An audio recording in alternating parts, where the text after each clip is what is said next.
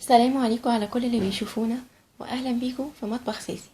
ان شاء الله النهارده هنتعلم ازاي نعمل الكب كيك على شكل تايجر. يلا نشوف الطريقه.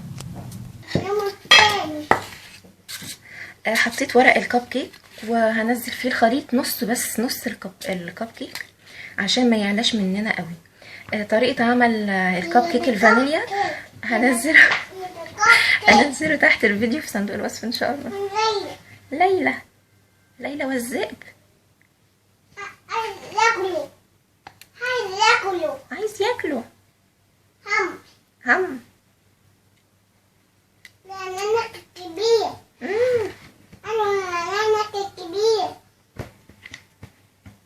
قد النص. توتة بتحب الكب كيك ومصممة هي اللي تصب. بس يا توتة، بس كده حلو. صب هنا كمان، يلا كمان يا توتة شطورة كمان. بس يا توتة، بس يا توتة اللي عملت الكب كيك. عملتي ايه بقى؟ يلا يلا نروح لماما. بعد ما ضربت الخليط هاخد معلقتين منه في كل طبق، وهزود كاكاو. هعمل واحدة غامقة قوي وواحدة فاتحة شوية.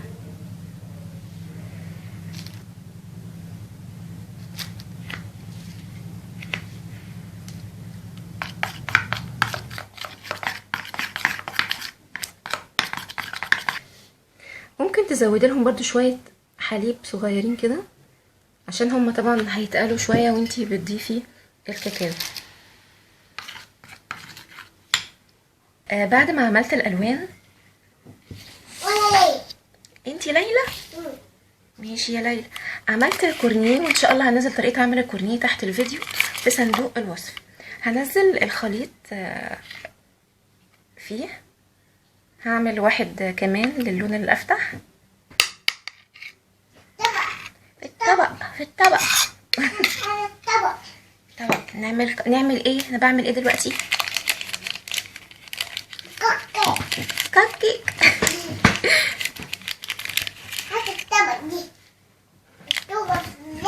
ده اللون التاني.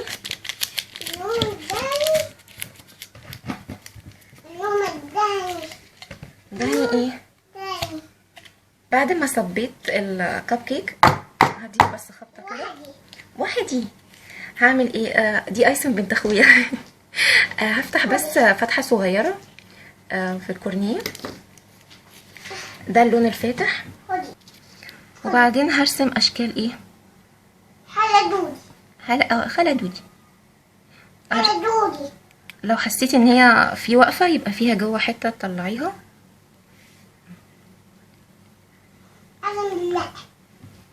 انتي عسل يا توته.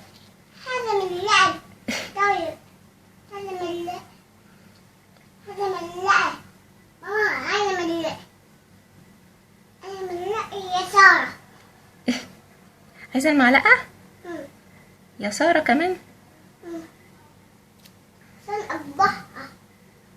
استني يا توته نخلص لك الكب كيك.